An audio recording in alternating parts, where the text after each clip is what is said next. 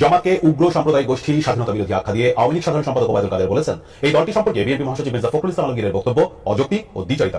বিএনপির মহাসচিব মির্জা ফখরুল ইসলাম আলমগীর একটি বক্তব্যতে বলেছিলেন, জামাত ইসলাম যে কৌশল, তাদের যে রাজনীতির প্রক্রিয়া অত্যন্ত বিজ্ঞানসম্মত। জামাত শিবিরের রাজনীতি সম্পূর্ণ বিজ্ঞানসম্মত, তারা অনেক পড়াশোনা করে।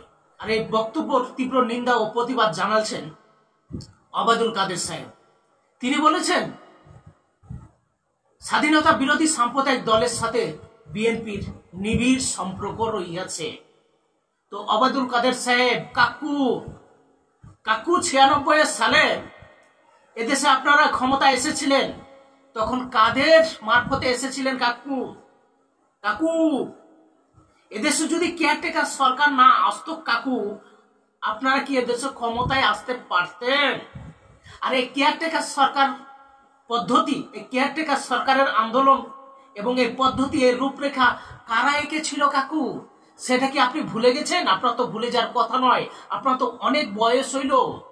তো কাকু, এই কেয়ারটেকার সরকারের আন্দোলন কারা শুরু করেছিল? জামাত ইসলাম করেছিল। এই জামাত ইসলামের লেজ ধরেই আপনারা এদেশে ক্ষমতা এসেছেন।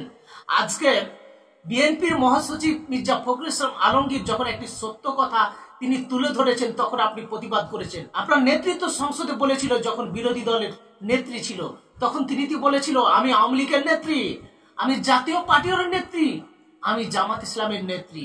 তো কাকু, এই বক্তব্য তো এখনো রেকর্ড আছে। আপনারা কি ভুলে গেছেন? না আপনি পাগল হয়ে গেছেন?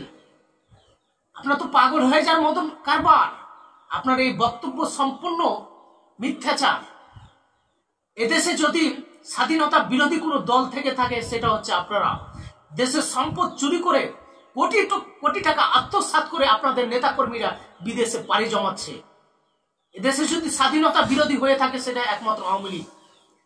জামাত ইসলাম এদেশে স্বাধীনতা বিরোধী নয়, তারা এদেশের স্বাধীনতা রক্ষাতে জীবন দিতে প্রস্তুত আছে। আর আপনারা জনগণের টাকা চুরি করে বিদেশে নিয়ে যেতে প্রস্তুত আছে। বেনজির আহমেদ এবং জেনারেল আজিজ সম্পর্কে আপনি বক্তব্য দিয়েছেন, তারা আওয়ামী লীগের কেউ নয়। তবে আওয়ামী লীগের কেউ না হলে তারা কোটি টাকা সম্পদ কি করে তৈরি করতে পারলো?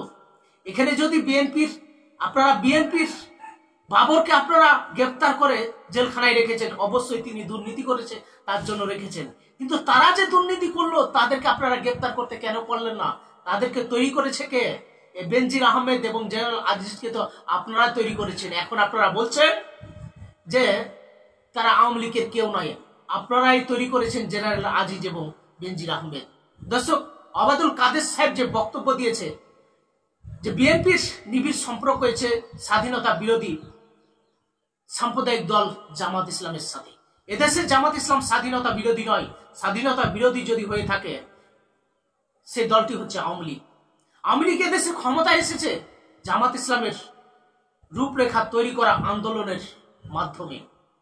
আর সেই আওয়ামী লীগ আজ পোল্টি বাজি দিয়ে উল্টো কথা বলছে।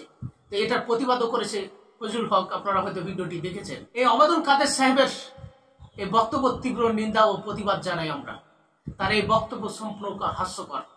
যখন তার নেত্রী বলেছিল, আমি আওয়ামী লীগের নেত্রী, আমি জাতীয় পার্টির নেত্রী, আমি জামাত ইসলামের নেত্রী, তখন কি আওয়ামী লীগ সাম্প্রদায়িক স্বাধীনতা বিরোধী দলের সাথে নিবিড় সম্পর্ক ছিল না?